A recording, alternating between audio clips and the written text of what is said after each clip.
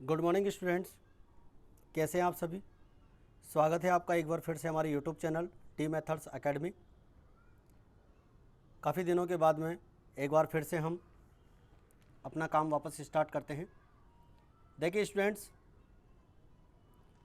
RBSC senior secondary exam के question papers की अपन preparation कर रहे हैं। जो बोर्ड एग्ज़ाम 2021 है उसके अपन प्रिपरेशन कर रहे हैं। अकाउंटेंसी के बोर्ड एग्ज़ाम क्वेश्चन पेपर्स की सीरीज़ अपन स्टार्ट की है, जिसमें हमारा ये चैप्टर नंबर 2 का 2014 का पेपर है, जिसको अपन सॉल्व कर रहे हैं। इससे पहले हम 2020, 2019 रिवर्स हम लेते हैं। इसमें 2018, 2017, 2016 और 2015 तक के वीडियोज़ अपलोड कर चुके हैं। अगर आपने नहीं देखे हों तो आप प्लेलिस्ट में जाकर देख सकते हैं, और प्लेलिस्ट का लिंक जो है आपको इस वीडियो के डिस्क्रिप्शन बॉक्स में मिल जाएगा। देखिए बच्चों, इससे पहले हमने चैप्टर नंबर 1 के 2011 से लेकर 2020 तक के क्वेश्चन पेपर्स भी अपलोड किए हुए हैं। अगर आपने वो भी नहीं देखे हों तो आप प्लेलिस्ट में जाकर देख सकते हैं, जिसका लिंक आपको मिल जाएगा। और एक इन्फॉर्मेशन मैं आपको बताता हूँ, बहुत जल्दी हम हमारे इस चैनल पे बिजनेस स्टडी, इकोनॉमिक्स और कंप्यूटर सब्जेक्ट के क्वेश्चन पेपर्स अपलोड करने वाले हैं, पिछले 10 साल के बोर्ड एग्जाम क्वेश्चन पेपर्स। तो आपने हमारा चैनल सब्सक्राइब नहीं किया हो तो सबसे पहले सब्सक्राइब कर लीजिए, और वीडियो को ज़्यादा से ज़्यादा आप लाइक करें और शेयर करें, और वीडियो को शुरू से लेकर अंत तक देखिएगा ताकि आपको अच्छे से बात समझ में आ जाए। चलिए बच्चों, स्टार्ट करते हैं आज की क्लास। मैं हूँ राजेंद्र सर। देखिए बच्चों, आज की हमारी जो क्लास है आरबीएससी 2014 का जो हमारे पास पेपर है, उसमें 2014 में चैप्टर नंबर 2 के क्वेश्चन नंबर 1 आपसे पूछा गया, अधिलाभ के आधार पर ख्याति के मूल्यांकन की कोई 2 विधियों के नाम बताइए। तो देखिए,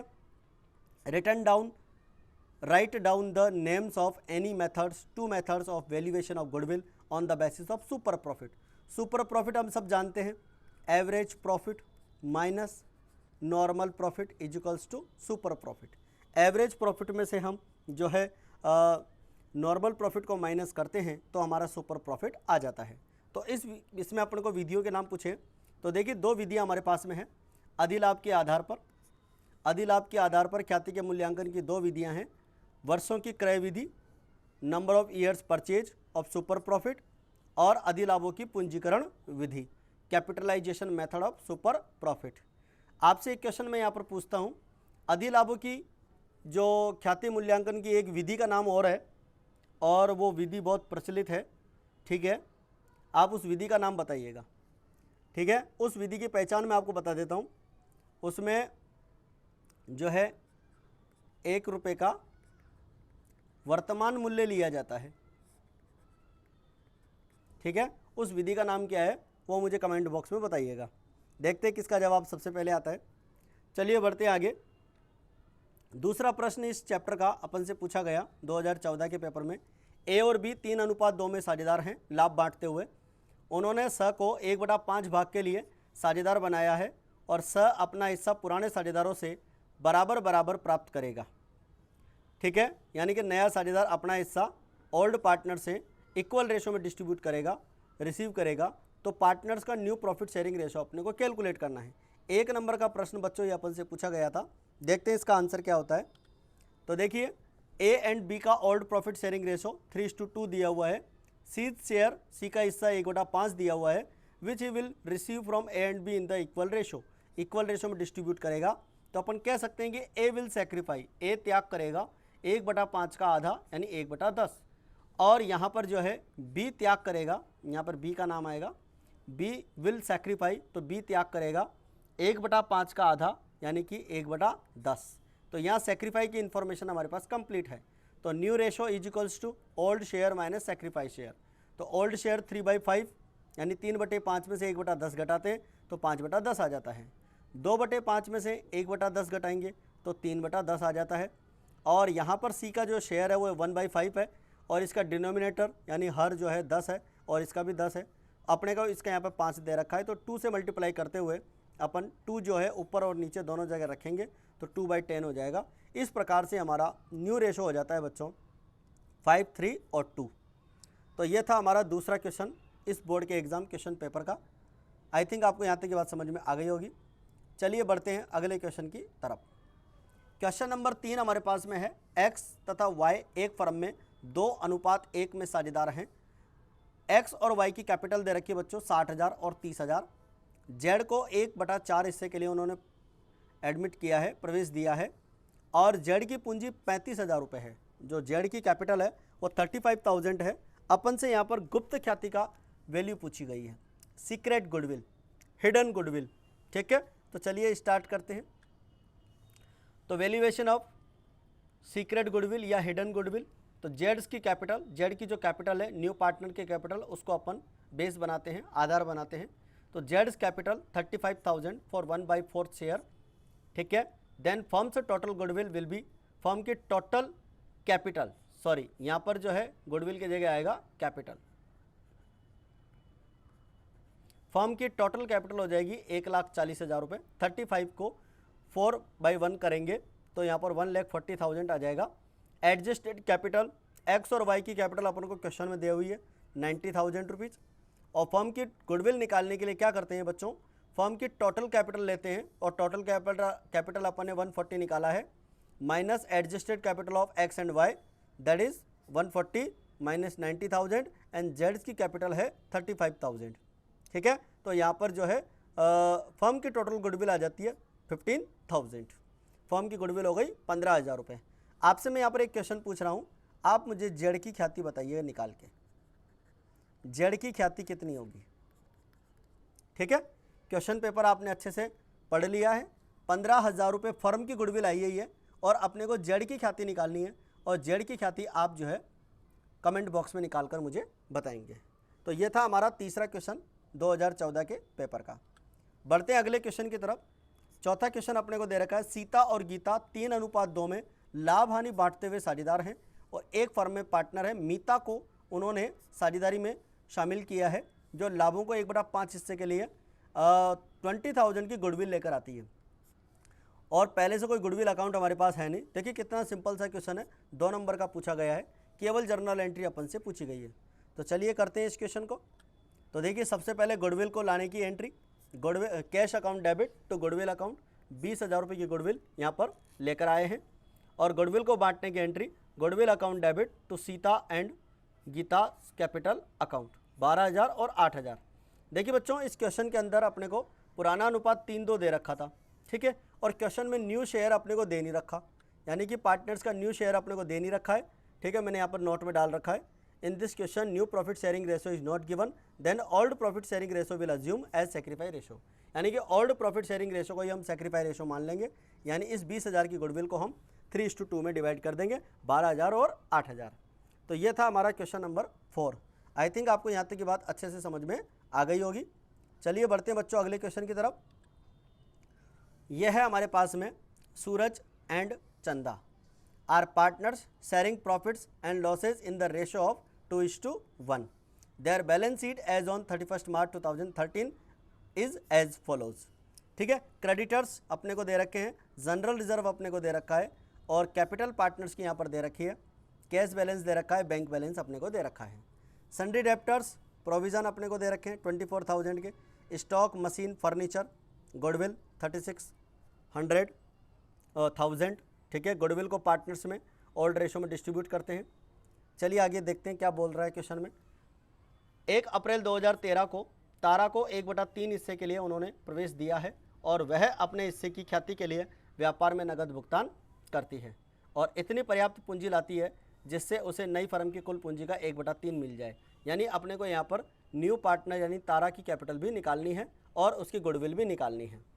फर्म की गुडविल का वैल्यूएशन इन्होंने बताया है, औसत लाभों के 3 गुने के बराबर करना है, और यह 3 वर्षों के लाभ अपने को दे रखे हैं, 30,000 का प्रॉफिट, 35,000 की लॉस हानि और 50,000 के प्रॉफिट दे रखे हैं। और यह भी निश्चय किया गया कि देनदारों पर आयोजन को 9,000 तक घटाना है। देखिए अपने को प्रोविज़न दे रखा था 24,000 रुपये का, और इन्होंने कहा 9,000 रुपये तक आपको लेस करना है। इसका मतलब कितना लेस करना है, 15,000 रुपये अपने को लेस करना है। स्टॉक का मूल्यांकन अपने को 20,000 करना है। देखो स्टॉक 20 पे और मशीन को 20 तक घटाना है। तो एक बार स्टॉक की वैल्यू अपन देख ले, स्टॉक अपने को दे रखा 90,000 रुपये का। अब 90,000 से बढ़ाकर 1,20 करना है, ठीक है, 1,20 करेंगे तो इसका मतलब 30,000 रुपये की वैल्यू बढ़ रही है, तो रिवैल्यूएशन अकाउंट की क्रेडिट साइड में जाएगा ये। अच्छा, मशीन की वैल्यू अपने को 29 से 20 करनी है, इसका मतलब 9,000 रुपीज़ आपकी क्या हो रहे हैं, माइनस हो रहे हैं, तो रिवैल्यूएशन की डेबिट में जाएगा। तो ये हो गई बात हमारे रिवैल्यूएशन की, ठीक है। पूछा क्या है, जर्नल एंट्रीज और रिवैल्यूएशन अकाउंट। चलिए स्टार्ट करते हैं। तो देखिए बच्चों, ये अपने को एंट्रीज की बात करें, रिवैल्यूएशन अकाउंट की डेबिट में आएगा, revaluation account debit to machinery account, क्योंकि मशीन की वैल्यू कम हो रही है, मशीन की वैल्यू कम होती है, क्रेडिट करते हैं और रिवैल्यूएशन अकाउंट की डेबिट में दिखाते हैं।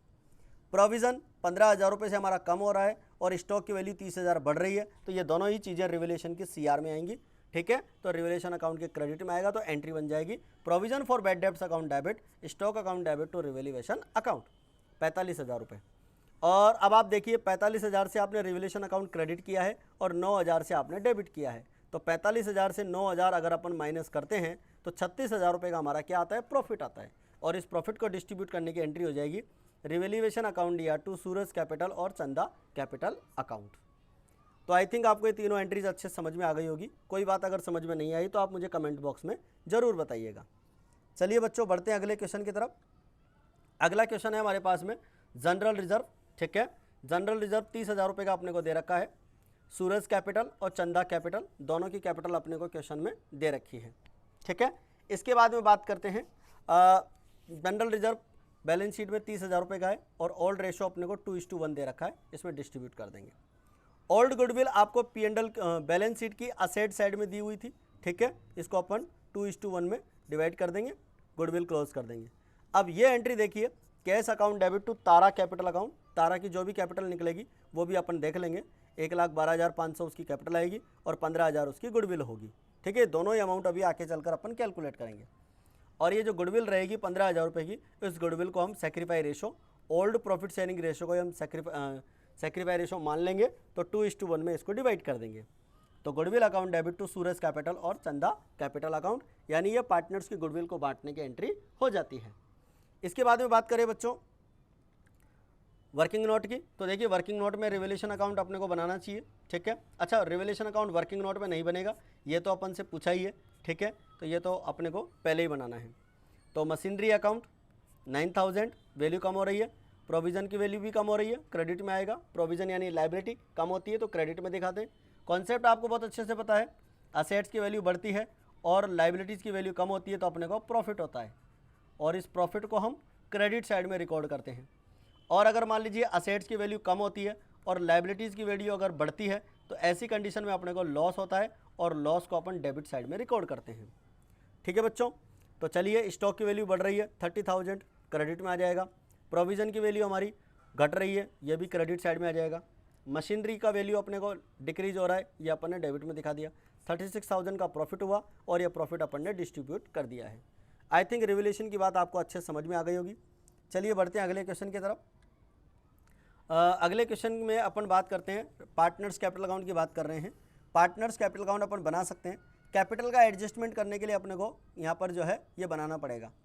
देखिए, बाय बैलेंस भी हो जाएगा पुराने पार्टनर्स की कैपिटल, बाय गुडविल, जो गुडविल अपन ने बांटी है 10,000 और 5,000, गुडविल आएगी कैसे वो भी अपन कैलकुलेट करते हैं अगली स्लाइड पे।